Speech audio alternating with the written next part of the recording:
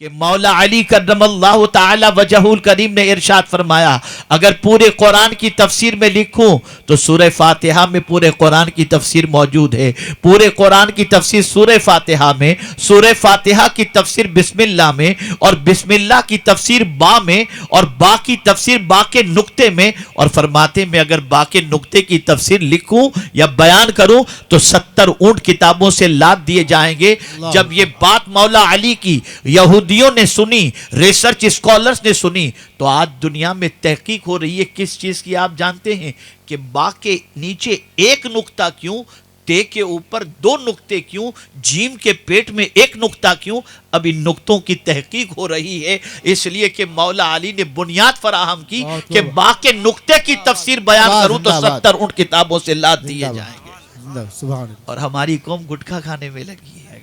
آئیے میں ایک صرف چھوٹا سا واقعہ بتاؤں، بظاہر بڑا ہے لیکن آپ کے دل و دماغ کو تھوڑا سا روشن کرنے کے لیے میں بتاؤں.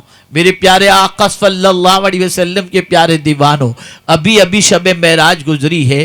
رسول اعظم کے سفر معراج کا تذکرہ ہم نے کیا، اور ہم نے آقا کریم صلی اللہ علیہ وسلم جس سواری پر سوار ہو کر سفر معراج کے لیے روانہ ہوئے تھے، اس سواری کو براق کا نام حدیث کے اندر موجود ہے، اور ہم اسے براق کے نام سے یاد کرتے ہیں.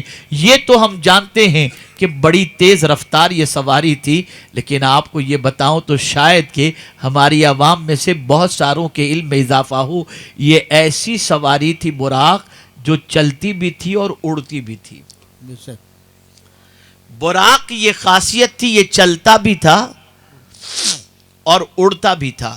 سائنسدانوں نے تحقیق کی، کیا ایسی بھی کوئی سواری ہو سکتی ہے جو چلے بھی اور اڑے بھی؟ اب ماضی مستقبل قریب کے اندر ایسی سواریاں آ رہی ہیں جو چلیں گی بھی اور اڑیں گی بھی. میں پوچھنا چاہتا ہوں کہ ان کو یہ اس طرف توجہ کس چیز نے دلائی، اور ان کے پاس یہ بنیاد کہاں سے فراہم ہوئی؟ تو ماننا پڑے گا یہ ہمارا دین ہے جو 1450 سال پہلے مصطفیٰ کی سواری کو پیش کر کے ان کو بنیاد فراہم کرتا ہوا نظر آتا ہے. آپ ذرا سوچیں اور غور کریں کہ دنیا کی جتنی بھی چیزیں آپ کو ملیں گی، آج دنیا اسلام سے خوف زدہ ہے، اسلام کے معاملے میں غور کر رہی ہے. آپ جانتے ہیں، ایک بات بتاؤں گا تو آپ کو بڑا عجیب سا لگے گا، خاص طور پر پڑھے لکھے حضرات سے میں گزارش کروں گا. اس وقت دنیا تحقیق کر رہی ہے، اور کیا تحقیق کر رہی ہے؟ کہ مولا علی کرم اللہ تعالی وجہہ الکریم نے ارشاد فرمایا اگر پورے قرآن کی تفسیر میں لکھوں تو سورہ فاتحہ میں پورے قرآن کی تفسیر موجود ہے. پورے قرآن کی تفسیر سورہ فاتحہ میں، سورہ فاتحہ کی تفسیر بسم اللہ میں، اور بسم اللہ کی تفسیر با میں، اور با کی تفسیر با کے نقطے میں. اور فرماتے میں اگر با کے نقطے کی تفسیر لکھوں یا بیان کروں تو 70 اونٹ کتابوں سے لاد دیے جائیں گے. جب یہ بات مولا علی کی یہودیوں نے سنی، ریسرچ اسکالرز نے سنی، تو آج دنیا میں تحقیق ہو رہی ہے کس چیز کی آپ جانتے ہیں؟ کہ با کے نیچے 1 نقطہ کیوں، تے کے اوپر 2 نقطے کیوں، جیم کے پیٹ میں 1 نقطہ کیوں؟ اب ان نقطوں کی تحقیق ہو رہی ہے، اس لیے کہ مولا علی نے بنیاد فراہم کی کہ با کے نقطے کی تفسیر بیان کروں تو 70 اونٹ کتابوں سے لاد دیے جائیں گے. اور ہماری قوم گٹکھا کھانے میں لگی ہے. کہاں ہیں ہم؟ کہاں ہیں آپ؟ ذرا سوچئے، تلاش کیجئے خود کو. دنیا کے چیلنجز کے مقابلے میں ہم کہاں ہیں؟ ذرا سوچو کس طریقے سے دنیا تحقیق کے مرحلوں سے گزر رہی ہے، اور ہم دنیا سے بہت پیچھے ہیں. ہم نے کیا دیا ہے گزشتہ 800 سال میں انسانوں کو؟ آج دنیا کہہ رہی ہے، مستشرقین اعتراض کر رہے ہیں کہ اسلام جمود کا مذہب ہے، تسبیح و تحلیل کا مذہب ہے. گزشتہ 800 سال میں اسلام نے دنیا کو کیا دیا؟ تو میں آپ سے عرض کروں، ہمارا دین جمود کا دین نہیں ہے. ہمارے دین نے تو حرکت کے لیے ہمیں حکم دیا، اور اسی لیے قرآن مقدس میں رب قدیر نے ارشاد فرمایا وَقُلِ اعْمَلُوا فَسَيَرَ اللَّهُ عَمَلَكُمْ وَرَسُولُهُ وَالْمُؤْمِنُونَ. میرے محبوب تم کہہ دو کہ کام کرو، عمل کرو، اللہ بھی تمہارا کام ان قریب دیکھے گا، اس کے رسول بھی دیکھیں گے اور مومنین بھی دیکھیں گے. لیکن جو قوم بیکار بن کر کے جینا پسند کرتی ہو، کام ہی اس کے پاس کچھ نہ ہو، تو کیا کیا جائے؟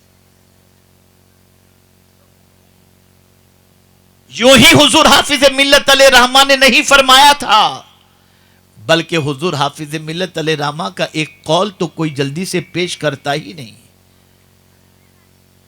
وہ قول کون سا ہے؟ فرماتے ہیں زمین کے اوپر آرام حرام ہے۔ یہ قول کوئی نہیں پیش کرتا۔ کسی شاگرد نے کہا تھا حضور تھوڑا سا آرام کر لیں، تو جواب میں فرمایا تھا کہ زمین کے اوپر آرام حرام ہے، اور جسے آرام چاہیے وہ قبر کے اندر چلا جائے، وہاں کوئی کام ہے ہی نہیں۔ اور پھر اس کے بعد فرمایا تھا زمین کے اوپر کام، زمین کے نیچے آرام۔ یہ ہے اصل مسئلہ۔ سبحان۔ جو قوم پوری پوری رات واٹس ایپ اور فیس بک کے اندر گزارتی ہو، کیا ہوگا آپ بتائیے؟ اگر ہماری قوم سے کہا جائے قرآن کی تلاوت کرو، پڑھنا نہیں آتا، سیکھ لو، ٹائم نہیں ہے، اور واٹس ایپ کے لیے 8 گھنٹے، 10 گھنٹے۔ پھر ہماری قوم کہتی ہے ہم پیروں تلے روندے جا رہے ہیں، تو نہیں روندے جائیں گے تو کیا ہوگا؟ آپ مجھے بتائیے تو صحیح۔ مجھے ایک واقعہ یاد آ رہا ہے۔ ایک دیہاتی ایک شہر میں پہنچا، اس نے کوئی کھیل کبھی زندگی میں نہیں دیکھا تھا، ایسا کھیل نہیں دیکھا تھا جیسا شہر میں پہنچنے کے بعد اس نے دیکھا۔ شہر میں پہنچا تو کیا دیکھ رہا ہے؟ ایک میدان ہے، میدان میں لوگ فٹ بال کھیل رہے ہیں، اور فٹ بال میں ہوتا کیا ہے؟ ہر کھلاڑی گیند کو لات مارتا ہے، تو سب لات ہی مار رہے تھے، گیند کو سب لات مار رہے تھے۔ وہ بیچارہ دیہاتی سوچ رہا ہے کہ اس گیند کا قصور کیا ہے کہ سب اتنا مار رہے ہیں اسے؟ اس گیند کا قصور کیا ہے کہ سب اتنا مار رہے ہیں؟ اسے کچھ سمجھ میں نہیں آ رہا تھا کہ یہ کھیل کھیلا جا رہا ہے۔ اتنے میں ایک بزرگ کنارے پر بیٹھے ہوئے تھے، ان کے پاس وہ دیہاتی پہنچا، بابا ذرا مجھے سمجھاؤ تو صحیح، یہ گیند کو لوگ لات کیوں مار رہے ہیں؟ گیند کا قصور کیا ہے؟ بابا کا جواب سنیے، ارشاد فرماتے ہیں یہ گیند اندر سے خالی ہے، اس لیے لوگ اسے لات مارتے ہیں۔ اگر یہ گیند اندر سے بھری ہوتی تو کوئی لات مارنے کی ہمت نہ کرتا۔ ہم بھی لاتوں میں اس لیے آ رہے ہیں اندر سے خالی ہیں، اندر سے خالی ہیں۔ اور میں نے جب رسول اعظم صلی اللہ علیہ وسلم کی اس حدیث کو سنا، پڑھا، غور کیا، تو میرے آقا صلی اللہ علیہ وسلم کی حکمت و دانائی پر قربان ہونے کو جی چاہا۔ آقا فرماتے ان اللہ لا ينظر الى صورکم بل ينظر الى قلوبکم۔ وہ دل کو دیکھتا ہے کہ اس دل میں تمہارے کس کی محبت جلوگر ہے، اس دل کے اندر کس کی محبت کا چراغ جل رہا ہے۔ اگر دنیا کہتی ہے مومن دنیا میں آگ لگاتا ہے، میں کہتا ہوں خدا کی قسم مومن تو آیا ہی ہے آگ بجھانے کے لیے۔ توجہ چاہوں گا، سبحان اللہ۔ مومن تو آیا ہی ہے آگ بجھانے کے لیے۔ اگر سچا مومن ہے تو یہ دنیا کی آگ تو کوئی حیثیت نہیں رکھتی، پل صراط پر قدم رکھے گا نا تو جہنم پکار اٹھے گا۔ اے عاشق رسول تیزی سے گزر جا، کہیں تیرے نور سے میں بجھ نہ جاؤں۔ پتہ چلا ایمان آگ بجھانے کے لیے، آگ لگانے کے لیے نہیں ہے۔ سبحان اللہ۔ ذرا آگ اپنے سینے میں محبت رسول کی جلاؤ تو صحیح ہے۔ سبحان اللہ۔ سبحان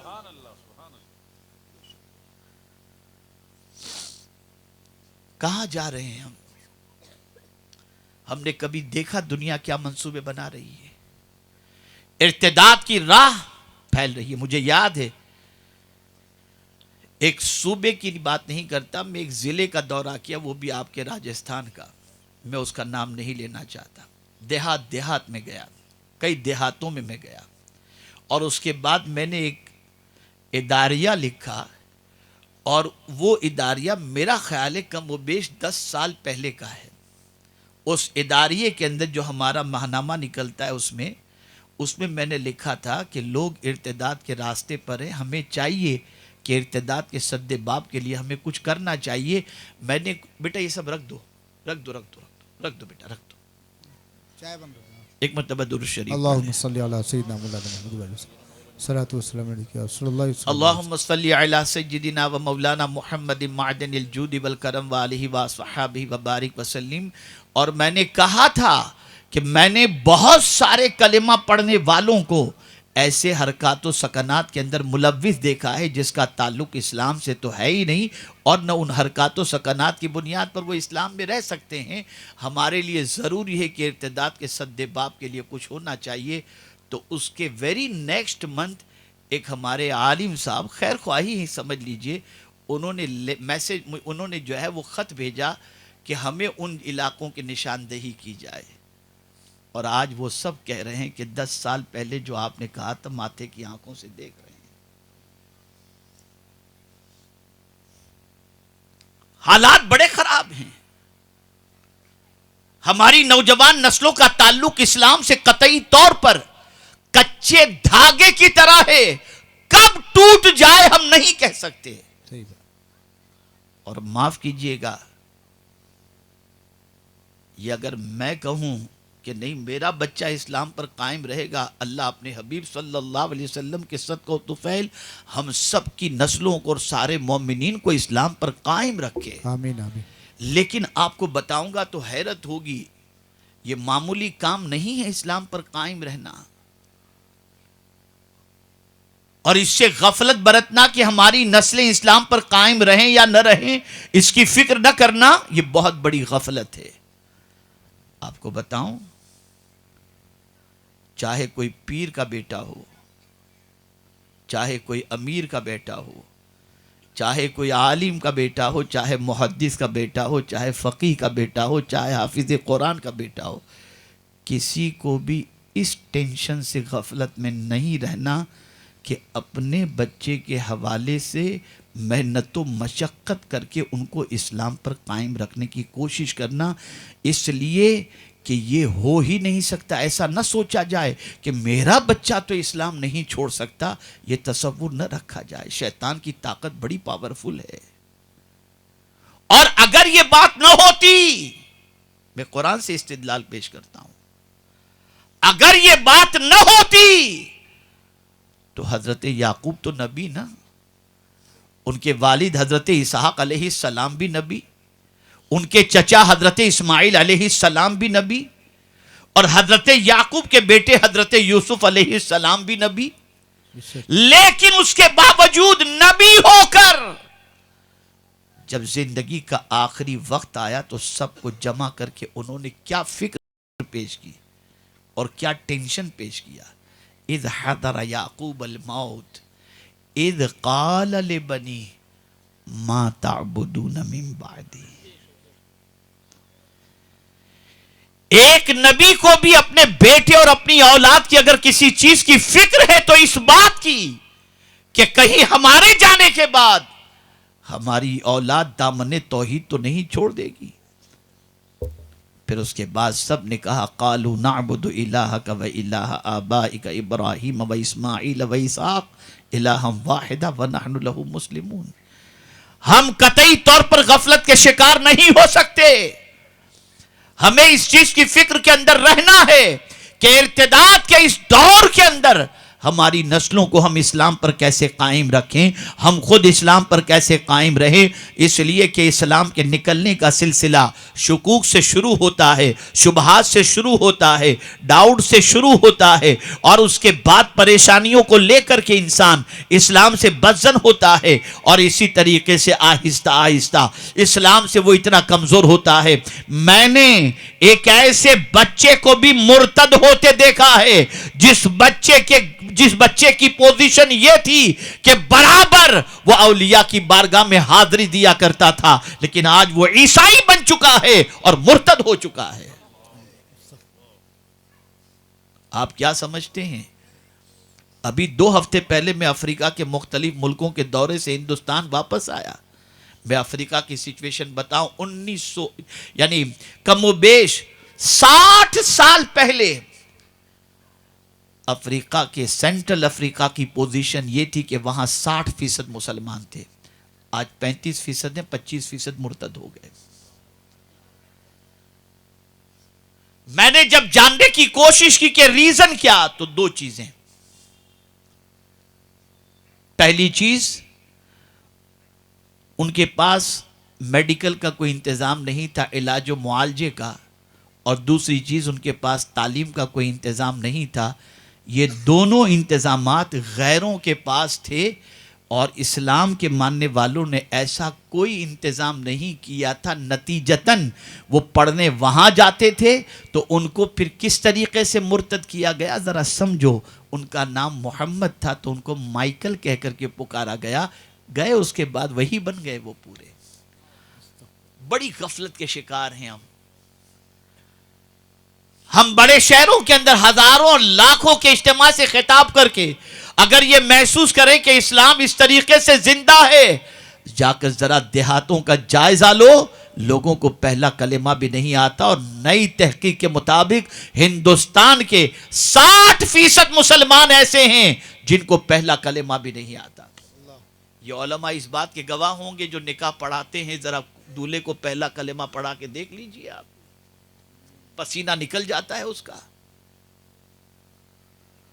اور ہم لگے گٹکھا کھانے میں, ہم لگے ہیں واٹس ایپ کے اوپر, ہم لگے ہیں ٹویٹر کے اوپر, اور ہم نے یہ سمجھا کہ بس ہمارا اسلام کون چھینے گا. نہیں میرے بھائی, ہماری فکریں خراب کی جا رہی ہیں, ہماری سوچ پراگندہ کی جا رہی ہے, ہمارے دل و دماغ کے اندر شکوک و شبہات کا پہاڑ کھڑا کیا جا رہا ہے. آپ کو معلوم ہے ابھی جب برطانیہ ہم گئے ہوئے تھے اجتماع کے اندر سنی دعوت اسلامی کے, ایک سوال ریز کر رہا تھا نوجوانوں میں جو کالج میں پڑھتے تھے.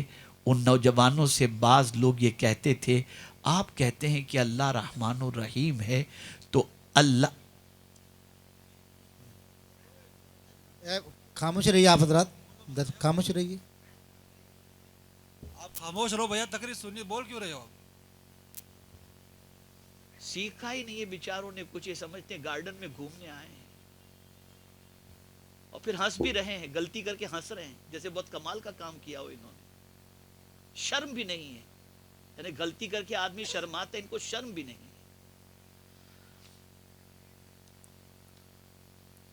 تو یہ سوال ریز کر رہا تھا, آپ کہتے ہیں اللہ رحمان و رحیم ہے, تو غزہ میں جو بچے مارے جا رہے ہیں وہ تو اسی اللہ کے ماننے والے ہیں, پھر اس کی مہربانی ان پر کب آئے گی؟ اس طرح سے ذہن مس گائیڈ کیا جا رہا ہے. وہ کچا نوجوان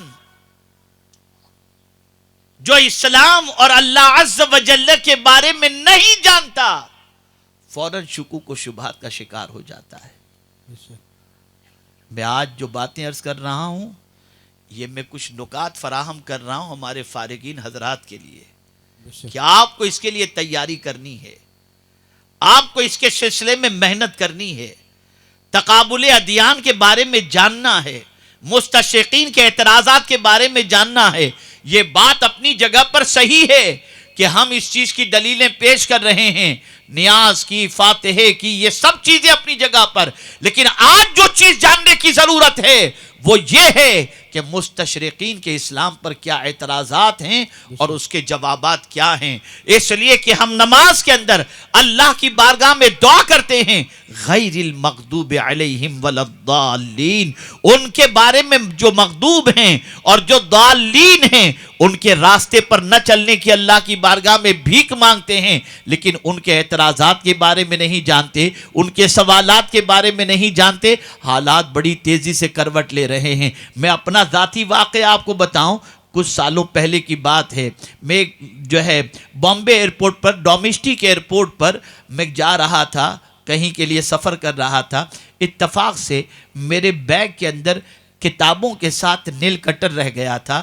جیسے ہی سیکیورٹی کے اندر میرا بیگ ڈالے تو آواز آنے لگی, بیگ میرا کھلوایا گیا. سیکیورٹی آفیسر جو تھا وہ غیر مسلم تھا. میں نے جب بیگ کھولا, اوپر اس نے کتابیں دیکھی, پھر اس نے نیل کٹر بتایا کہ اس نے کہا کہ یہ آپ لے جا نہیں سکتے. میں نے کہا ٹھیک ہے, اس کو میں نے رکھ دیا. کتابیں دیکھ کر مجھ سے پوچھتا ہے مولانا آپ مقلد ہیں یا غیر مقلد؟ غیر مسلم مجھ سے پوچھ رہا ہے. اللہ میں نے کہا مقلد ہوں. کس امام کے ماننے والے ہو؟ آپ کے سر پر امامہ, اس سے لگتا ہے کہ آپ صوفیزم کے ماننے والے ہو. کس سلسلے سے تعلق رکھتے ہو؟ ہماری قوم کو 4 مسلک بھی نہیں معلوم ہو. بے شک یہ حال ہے, یہ حال ہے ہماری قوم کا. ہمارا حال یہ ہو چکا کہ جس طریقے سے ایک قصاب بکری کو گھاس کھلاتا ہے, دکھاتا ہے, تو بکری سمجھتی ہے یہ میرا خیر خواہ ہے. اسے نہیں معلوم ہوتا کہ تھوڑی دیر کے بعد اس کی گردن پر چھری چلنے والی ہے. جاہلوں کا حال یہی ہوتا ہے. وہ چمکتی ہوئی چیزوں کے پیچھے بھاگتا ہے اور کچھ دنوں کے بعد ایمان سے ہاتھ دھو بیٹھتا ہے. اللہ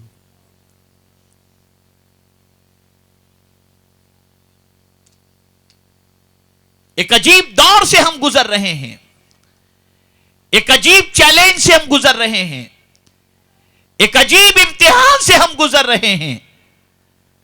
ڈاکٹر اقبال کی شاعری کے اندر اگر تاثیر تھی تو اس کی بھی ایک وجہ تھی.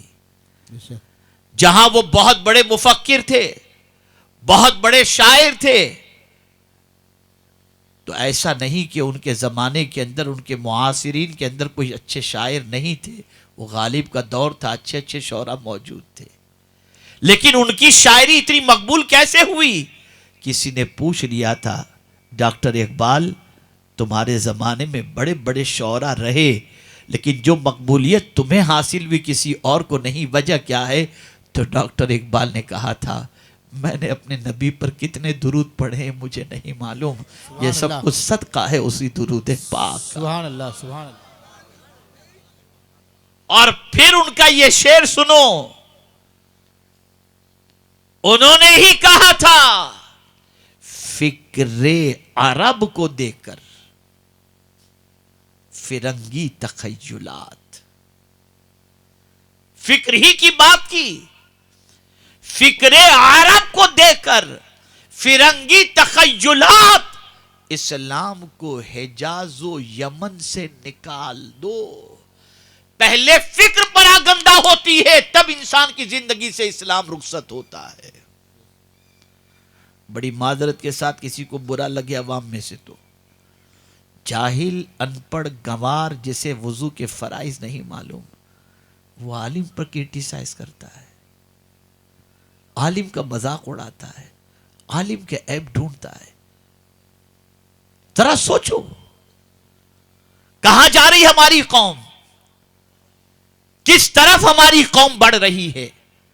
جہاں جہاں سے اسلام کو بلندی ملنی چاہیے تھی اور جہاں جہاں سے اسلام کے سلسلے میں جذبہ پیدا ہونا چاہیے تھا, ہر کام کرنے والے کے حوصلے کو پست کیا جا رہا ہے اور ان کے حوصلے کو اتنا گرا دیا جا رہا ہے کہ کوئی جلدی سے ہمت ہی نہ کرے اسلام کی خدمت کرنے کے سلسلے میں.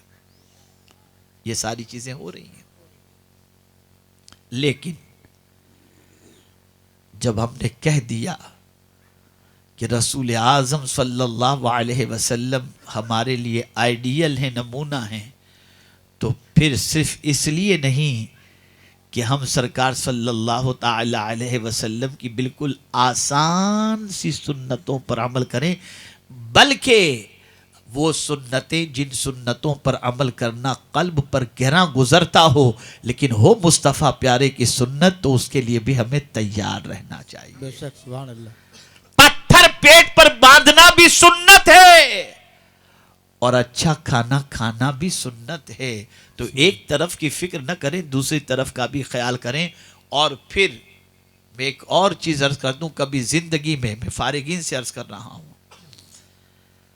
آپ جب دین کے کام کے لیے نکلیں گے ستائے جائیں گے, اور میرے پرانے ساتھی ہمارے قاری صاحب بیٹھے ہوئے ماشاءاللہ یہاں پر، آج کافی عرصے کے بعد دیکھ کر کافی طبیعت خوش ہوئی. ایک یہ بھی ہمارے دونوں ماشاءاللہ، ایک سفید داڑھی والے ہو گئے، ایک لال داڑھی والے ہیں ماشاءاللہ، اور بھی بہت سارے ہیں ماشاءاللہ.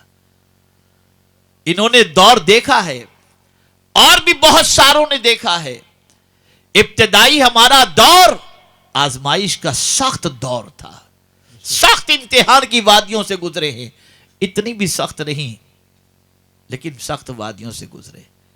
لیکن ہر موقع پر اگر کوئی چیز ہمیں کام آئی ہے تو قرآن کی آیت اور مدینے کے تاجدار صلی اللہ علیہ وسلم کی ادائیں. سبحان اللہ سبحان اللہ. آپ یاد رکھیں، جب کبھی دین کی سربلندی کے لیے نکلو گے آپ حق پر ہوگے، آپ کا کردار صحیح ہوگا، آپ کے اندر حرص و طمع نہیں ہوگی، آپ کے اندر کوئی لالچ نہیں ہوگی، آپ کے اندر کسی قسم کا کذب نہیں ہوگا، کسی قسم کا دو رخا پن نہیں ہوگا، آپ 100% سچے ہوں گے. پھر بھی آپ کے خلاف باتیں بنائی جائیں گی، پھر بھی آپ پر الزامات جو ہے نہ لگائے جائیں گے، تو گھبرانا نہیں. اور میں تو کبھی کبھی یہ کہا کرتا ہوں، ہر کام کے اندر ٹینشن ہے، اور ٹینشن ہر کام میں آتا ہے تو آدمی قبول کرتا ہے. دین کے کام میں ٹینشن آتا ہے تو کہتے ہیں مجھے نہیں کرنا. صحیح. اور مجھے یقین مانے کہ حضور تاج الشریعہ علیہ الرحمت والرضوان کا یہ شعر اتنا پسند ہے، اتنا پسند ہے. میں اکثر تکلیفوں کے موقع پر یہی شعر پڑھا کرتا تھا، اور وہ شعر ہے: تیری خاطر ذلیل ہونا ہے، میرے عزت میرے وقار سلام. سرکار اگر آپ کی خاطر کوئی گالی بھی دیتا ہے تو ہمیں یہ ذلت بھی گوارا ہے، ہماری عزت بھی تو آپ ہیں اور ہمارے وقار بھی تو آپ ہیں. سبحان اللہ سبحان اللہ سبحان اللہ. آپ ہی ہمارے. اب سنیے بیٹا، چپ بیٹھو بیٹا، چپ بیٹھو بیٹے. اب آئیے میں آپ کو بتاؤں، کیا حضور سے سچا کوئی دوسرا؟ نہیں. کیسے سچے؟ اللہ اللہ. آج بھی سنہری جالیوں پر سچے رسول کا لکھا ہوا ہے: لا الہ الا اللہ الحق المبین محمد الرسول اللہ صادق الوعد الامین. سبحان اللہ.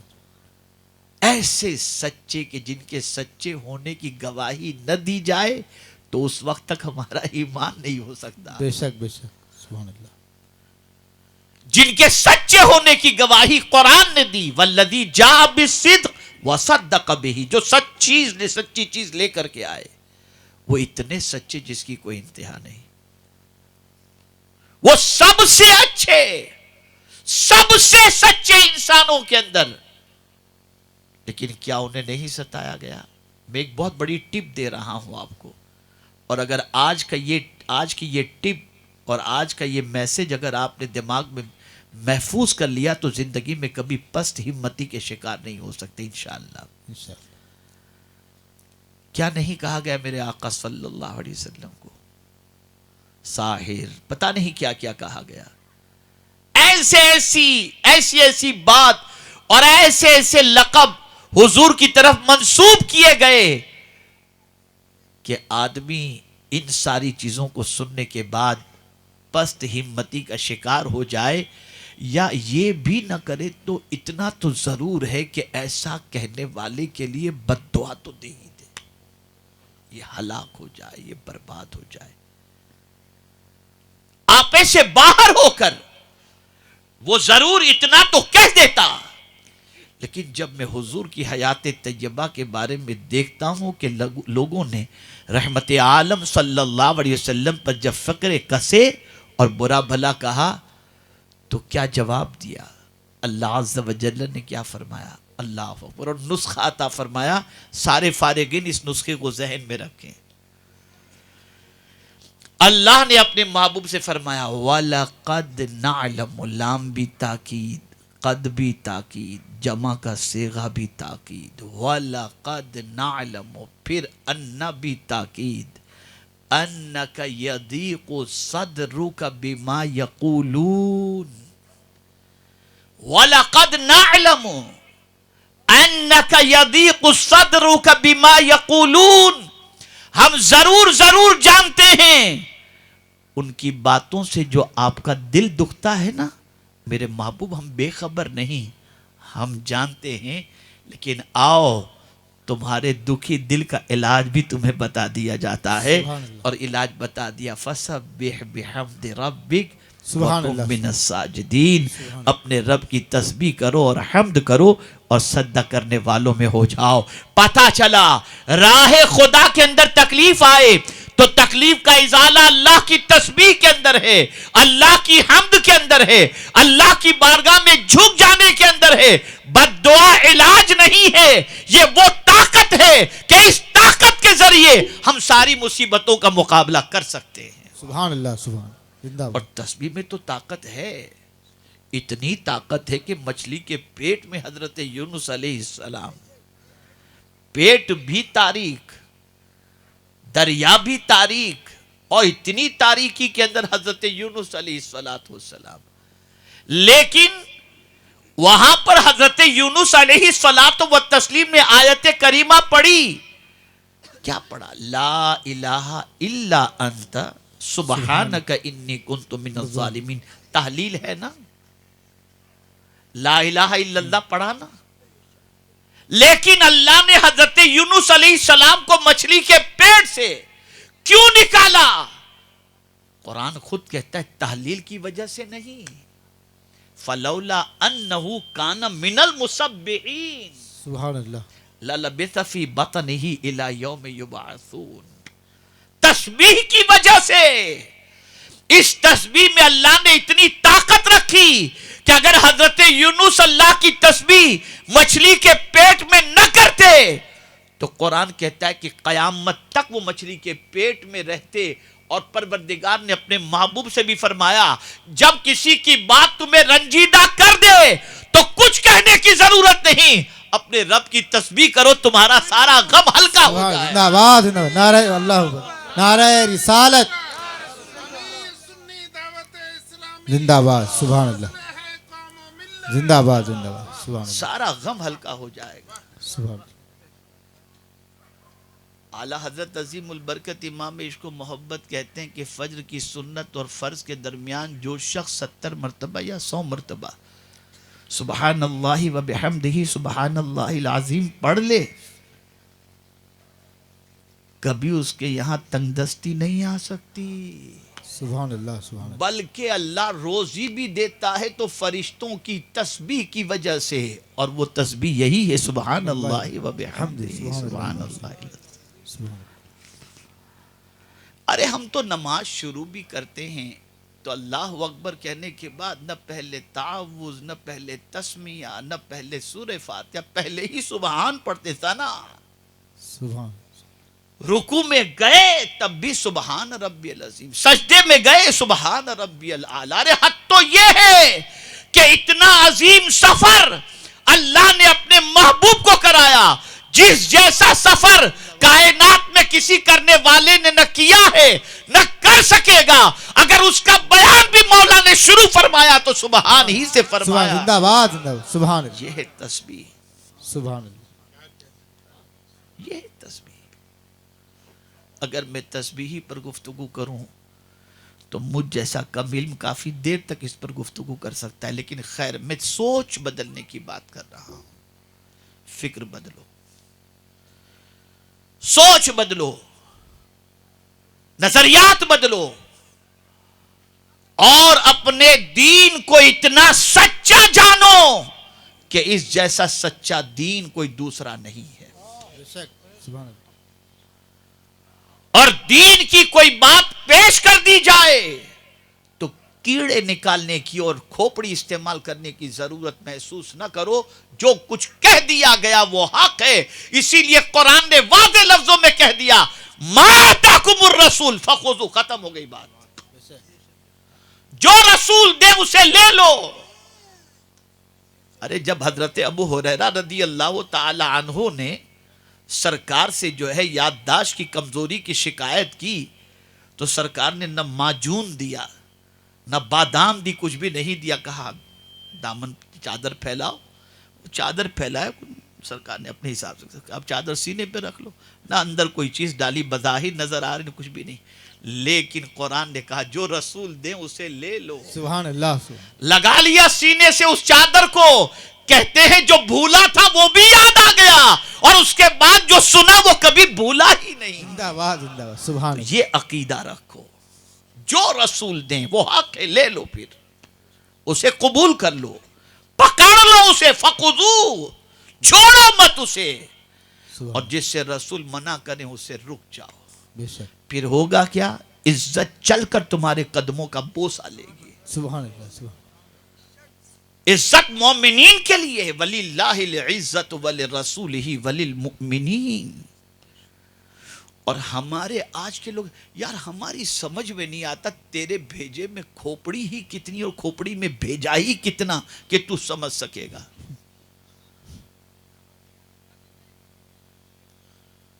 بلائنڈلی ایک دم بالکل اپنے نبی پر بھروسہ کر لو.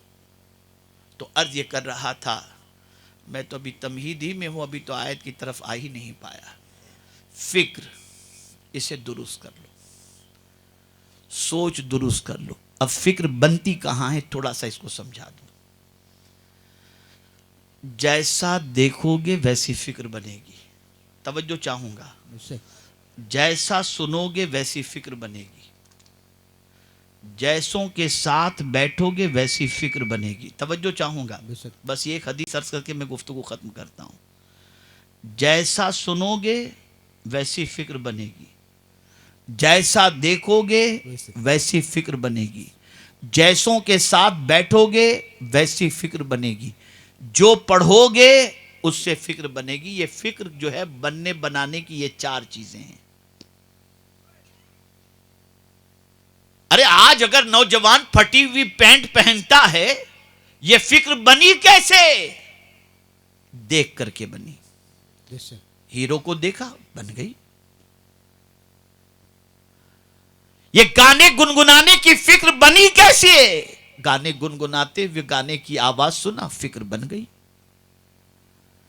گٹکا شراب تمباکو کی عادت بنی کیسے؟ اس کے کھانے پینے والوں کے ساتھ بیٹھا, فکر بن گئی. اور اسی طرح سے ناول پڑھا تو پیار اور محبت اور عشق کی فکر پیدا ہو گئی. اسی لیے ہر چیز دیکھنے کی اجازت نہیں ہے. وہی دیکھو جسے دیکھنے کا اللہ نے حکم دیا بے شک, بے اور شک. اس کے رسول نے حکم سبحان دیا, اللہ. تاکہ تمہاری صحیح فکر بنے, بے شک. صحیح سوچ بنے. اور سنو وہ بات جس سے تمہاری فکر درست ہو, اور پڑھو وہ کتاب جس سے تمہاری فکر درست ہو. اور سب سے زیادہ فکر جو ہے وہ اثر انداز ہوتی ہے دوستوں کی صحبت کی بنیاد پر. اب میں ایک حدیث عرض کرتا ہوں, پتہ نہیں کیوں آج مجھے فارغین اتنے یاد آ رہے ہیں. میں کبھی تقریر میں فارغین کو کچھ بولتا ہی نہیں ہوں, لیکن آج مجھے پتہ نہیں یہ بچے کیوں اتنے یاد آ رہے ہیں, اور بار بار انہی کی طرف. خود ہمارے ادارے کے جلسوں میں میں کبھی فارغین کے بارے میں نہیں بولتا ہوں, لیکن آج یہ میں سمجھتا ہوں کہ صوفی صاحب ان سے بہت بڑا کام لینا چاہتے ہیں. سبحان اللہ سبحان اللہ. بہت بڑا کام لینا چاہتے ہیں. بس ایک حدیث ہر ایک اس کو ذہن میں محفوظ کر لے, ہر ایک. ابھی پرسوں ہم اور سید امین القادری صاحب اور ایک ساتھی ہمارے, ہم لوگ گلبرگہ شریف سے واپس آ رہے تھے, تو میں نے سید صاحب کو بھی یہ حدیث سنائی. میں نے کہا دیکھیں باپو ایسا ہے کہ فکر کیسے بنتی ہے سرکار کی ایک حدیث سے آپ سمجھ لو. آپ سب اس کو یاد رکھنا. آقائے کریم صلی اللہ علیہ وسلم نے فرمایا کن کے ساتھ بیٹھا جائے, تو سرکار صلی اللہ علیہ وسلم نے فرمایا اپنے سے بڑوں کے پاس بیٹھو. پہلی بات, کیا بات؟ اپنے سے بڑوں کے پاس بیٹھو. اپنے سے بڑوں کے پاس بیٹھو. دوسری چیز, علماء سے سوال پوچھو. سبحان اللہ. اور تیسری چیز, حکماء کی باتیں سنو.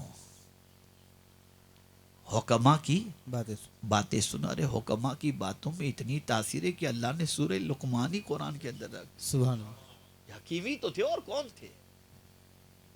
ان کی حکمت بھری باتیں ہی تو تھیں بے شک کہ ان کی باتوں کو اللہ کی کتاب کے اندر جگہ دیا گیا. تو یہ تین چیزیں انسان کے لیے سنورنے کے لیے بہت عظیم ہیں. بڑوں کے پاس بیٹھو گے فکر بڑی بنے گی. بے شک علماء سے سوال پوچھو گے علم میں اضافہ. امتحان کے لیے نہیں کہ پڑھ کر کے آئے یوٹیوب پہ دیکھ کے آئے ذرا پوچھے مولانا جانتے ہیں کہ نہیں جانتے. ایسے بھی نااہل لوگ موجود ہیں جو صرف امتحان کے لیے پہنچ جاتے ہیں, اس لیے نہیں. اور جو اس نیت سے جائے اس کا ٹھکانہ بھی اچھا نہیں ہے, ٹھکانہ اچھا نہیں ہے. عالم کا مقام عالم کا مقام ہے. اور میں نے تو دیکھا ہے کہ علماء کا گستاخ جو ہے نا اس کا انجام بڑا خراب ہوتا ہے, بہت خراب ہوتا ہے. چاہے عالم کتنا ہی اللہ نہ کرے اللہ نہ کرے ہوتے نہیں ہے, لیکن اگر کوئی سمجھ لیجئے جتنا علم ہے اس پر عمل بھی نہیں کرتے تب بھی زبان کو, جاہلوں کو اپنی زبان ان کے بارے میں جو ہے نا کنٹرول میں رکھنی چاہیے. عالم کے معاملے میں کنٹرول میں رکھنی چاہیے.